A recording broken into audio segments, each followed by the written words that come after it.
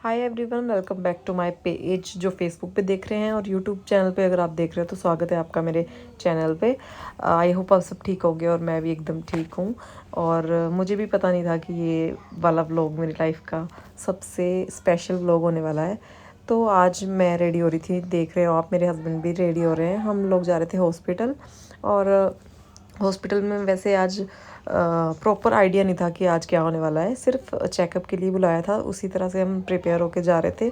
मैं हर बार नर्वस रहती हूँ, तो इस बार भी नर्वस हूँ, ऑब्वियसली आपको दिख रहा होगा। तो मैं हॉस्पिटल जाते वक्त ब्रेकफास्ट नहीं करती हूँ, क्योंकि मुझे ऐसा रहता है कि कोई टेस्ट होना हो जो भूखे पेटे होना हो, तो उसके लिए मैं उस तरह से तैयार रहती हूँ, बिना कुछ खाए पिए जाती हूँ। तो यहाँ पे ब्रेकफास्ट कर रहे सब और सारे साथ जा रहे थे, मम्मी भी जा रहे थे और मेरी सिस्टर भी। ऑब्वियसली वो तो सबसे ज़्यादा एक्साइटेड होती है जब भी हॉस्पिटल जाते हैं। तो बस आज वो ऐसा पहली बार हुआ है कि वो पूजा करने बैठी है सुबह के वक्त, क्योंकि ये अक्सर मम्मी का या मेरा काम होता है। लेकिन आज पता नहीं उसको क्या टेंशन थी या क्या था, तो उसने मुझे बुलाया, तो मैं भी गई साथ में। हमने मत्था वगैरह टेका अच्छे से, क्योंकि ऑब्वियसली आप किसी चीज़ के लिए जा रहे हो तो घर पे ज़रूर हमें पूजा वगैरह करके जाना चाहिए, ऐसा मेरा मानना है। क्योंकि इससे कार्य शुभ होता है और अपनी जो भी आपका पूजा का स्थान है उस जगह पे ज़रूर मत्था टेक के जाना चाहिए। तो यहाँ पे हमने अच्छे से पूजा वगैरह की एंड भगवान जी से प्रे किया कि सब कुछ जो भी हो सब कुछ ठीक हो। तो उसके बाद हम लोग निकल गए। यहाँ पे हॉस्पिटल का बैग भी पैक हो गया हुआ था, जो कि मैंने काफ़ी दिन पहले ऑलरेडी पैक करा हुआ था। और सबको सारा सामान हमने हर चीज़ पैक की हुई थी। और जाते वक्त मैं भूल गई थी, दरवाजे के ऊपर भी हमारे इसको हमारी लैंग्वेज में इसको देवड़ बोलते हैं, वहाँ पे मत्था टेकना बहुत ज़रूरी होता है घर से जाते वक्त। तो वो मैं टेकने वापस से आई हुई थी। वाटर बॉटल ये वो छोटी मोटी चीज़ें सब ध्यान में रख के हमने साथ ले चले हुए थे।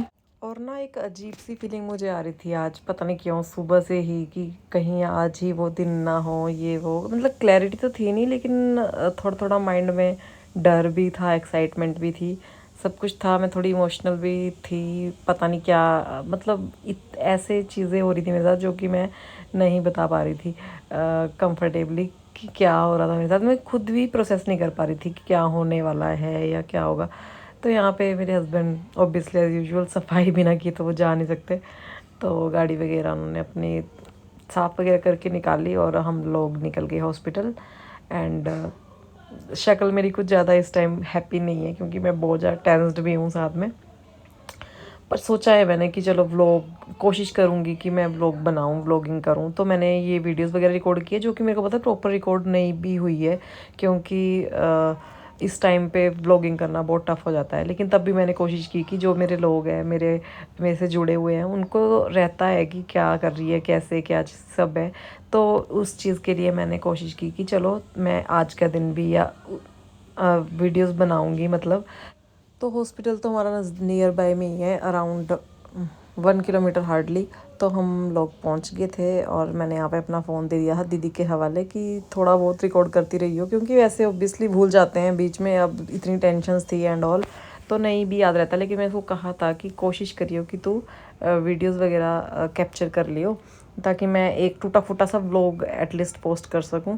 तो उसने अपनी, मतलब अच्छी कोशिश की, उसने किया हुआ था जो मैंने उसको बोला हुआ था। मैं बाद में देख रही थी अपने फ़ोन में कि उसने कुछ ना कुछ क्लिप्स बनाई है मेरी, जो कि अब मेरे काम आ रही है आप लोगों को दिखाने के लिए कि क्या कैसे रहा। और अंदर जाके अभी वेट करना पड़ा हमें काफ़ी देर। तो यहाँ पे अंदर ना आज डॉक्टर ने पूरी की पूरी रिपोर्ट्स मंगाई हुई थी फ्रॉम द वेरी स्टार्टिंग, जब से स्टार्ट हुई प्रेगनेंसी जर्नी मेरी, तब से, मतलब पूरे 9 मंथ के अल्ट्रासाउंड्स, ब्लड रिपोर्ट्स, जो भी और स्कैन्स हुए हैं वो सब मंगाए थे। तो यहाँ पे मेरे हस्बैंड एंड मेरी सिस्टर इनको अरेंज कर रहे थे ऑर्डर में, और मैं तो चुपचाप बैठ के देख रही थी कि क्या है क्या नहीं। और ऑब्वियसली टेंशन तो मुझे इतनी ज़्यादा थी, लेकिन तब भी मैं कोशिश कर रही थी कि अपने आप को कंट्रोल में रखूं, क्योंकि इस टाइम पे पेशेंस रखना बहुत ज़रूरी होता है। तो जिसका मुझे डर था और इंतज़ार था, दोनों चीज़ें एक साथ थी, उस वो टाइम अब आ गया था मेरी लाइफ में। यानी कि मुझे एडमिट कर लिया था और डॉक्टर्स ने कहा था कि आज ही डिलीवरी होनी है। एंड अभी मेरी शक्ल देख के आपको पता लग रहा होगा कि I was not okay, obviously I was in pen. इन्होंने मुझे पेन्स का इंजेक्शन दे दिया था एंड ड्रिप ऑलरेडी कैनुला वगैरह लग गया था, मुझे ग्लूकोज चल रहा था और पेन भी हो रहा था काफ़ी हद तक। फिर दीदी यहाँ पे थोड़ा सा मेरा माहौल लाइट कर रही थी, लंच में वो मेरे को खाना लेके आई। ये टाइम अराउंड 1-1:30 बजे का है, मतलब 1-1:30 बजे तक मैं पेन में ही थी स्टिल। थोड़ी थोड़ी देर बाद मुझे कॉन्ट्रैक्शंस फील हो रहे थे। और ये सब मैं आपसे इसलिए शेयर कर रही हूँ ना, वैसे ये बहुत ज़्यादा पर्सनल चीज़ें होती है। I don't think social media पे हर कोई इसको शेयर करता है, बट मेरा सिर्फ एक मोटिव है इन चीज़ों को शेयर करने का कि जब आपके अराउंड ऐसी फैमिली हो ना जो आपको सपोर्ट करती है और हमेशा इस टाइम पे आपके साथ एक स्ट्रॉन्ग पिलर के साथ तरह अवेलेबल है, जैसे कि मेरी sister all the time she was there for me. तो ये चीज़ें ना आपको बहुत ज़्यादा अच्छा फील कराती है। तो यहाँ पे मैं तो कुछ टाइम पेन में होने के बाद भी नॉर्मल डिलीवरी पॉसिबल नहीं हो पाई किसी रीजंस की वजह से। तो मुझे ऑपरेशन थिएटर ले गए थे, एंड थिएटर के बाद डिलीवरी के बाद की ये वीडियो है, जो कि अचानक से मुझे ध्यान भी नहीं था कि मैंने वीडियो बनानी है, लेकिन मैं अपनी शक्ल देखना चाहती थी क्योंकि मुझे कुछ अजीब सा फील हो रहा था।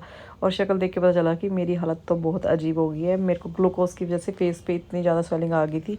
एंड यहाँ पे ये वो फर्स्ट टाइम है जब मेरे हस्बैंड मेरे बेबी को होल्ड करने जा रहे हैं, मेरे नहीं हमारे बेबी को होल्ड करने जा रहे हैं, और वो भी बहुत डरे हुए थे। और मतलब ये एक ऐसी फीलिंग है ना जो मैं एक्सप्लेन नहीं कर सकती। पूरा व्लॉग वॉइस ओवर कर रही हूँ तो बहुत अजीब भी लग रहा है, लेकिन ऑब्वियसली व्लॉग वॉइस ओवर ही करना पड़ेगा। उस टाइम मेरी हिम्मत नहीं थी कि मैं बोल के व्लॉगिंग करूँ।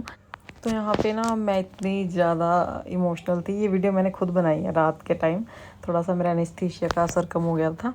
और मम्मी यहाँ पे ना इतनी, आपको मम्मी की शक्ल से पता लग रहा होगा, बालों का बिखरा हुआ कुछ भी मम्मी को ध्यान नहीं था। वो इतनी खुशी से मेरी बेबी को ट्रीट कर रही थी ना। तो ये सब चीज़ें देख के मैं इतनी ओवरवेलम्ड और इतनी इमोशनल हो रही थी ना कि मम्मी कभी मुझे दूध पिला देते ऐसे, आज अपनी बेटी की आगे बेटी को दूध पिला रहे हैं। तो ये सब मोमेंट्स मेरे लिए बहुत स्पेशल थे। ये नेक्स्ट डे डिस्चार्ज के बाद की वीडियो है, नेक्स्ट डे नहीं, नेक्स्ट डे, थर्ड डे यानी कि। और यहाँ पे मैं बहुत ज़्यादा खुश थी घर जाने के लिए और बेबी को घर ले जाने के लिए। और मैंने एक्सपेक्ट नहीं किया था कि बेबी का वेलकम भी होने वाला है, कुछ ऐसे होने वाला है, क्योंकि ओब्वियसली 2-3 दिन से एक तो सी सेक्शन एंड ऑल, इसका बहुत ज़्यादा काम पड़ जाता है, बहुत टफ हो जाता है हर चीज़। तो ओबियसली दीदी और मेरी मम्मी इतने बिजी चल रहे थे। यहाँ पे मेरी मम्मी बैठे हुए, मतलब मेरी सास और दीदी सब बिजी हो रखे थे। तो मुझे ऐसा नहीं था कुछ भी कि ज़रूरी नहीं है कि वो लोग वेलकम एंड ऑल प्लान करें, क्योंकि ओबियसली इतना बिजी शेड्यूल था हर चीज़ का, आना जाना हॉस्पिटल बार बार ही। लेकिन इन लोगों ने इतनी अच्छी डेकोरेशन और सब कुछ मैनेज किया और बेबी का इतना प्यारा वेलकम किया। ये वीडियोस आपने देखी होगी, मैंने सोशल मीडिया पे ऑलरेडी पोस्ट करी हुई है, लेकिन मैं व्लॉग में भी इसको पोस्ट कर रही हूँ। जो लोगों ने शॉर्ट्स में नहीं देखी है तो वो इस पे देख सकते हैं। तो यहाँ पे बेबी का वेलकम हुआ, बेबी की बड़ी मम्मा ने इतने अच्छे से वेलकम किया। उसके बाद हमने केक भी कट किया, अंदर भी बहुत अच्छी डेकोरेशन थी। और आपको क्या चाहिए, this is life actually. I am very very happy कि मैंने डिसीज़न लिया अपनी लाइफ में ये इतना बड़ा। और या I don't have much things to say, I am at loss of words. तो चलो व्लॉग को यहीं पे एंड करते हैं और सब्सक्राइब ज़रूर कर देना गाइज़। Bye bye.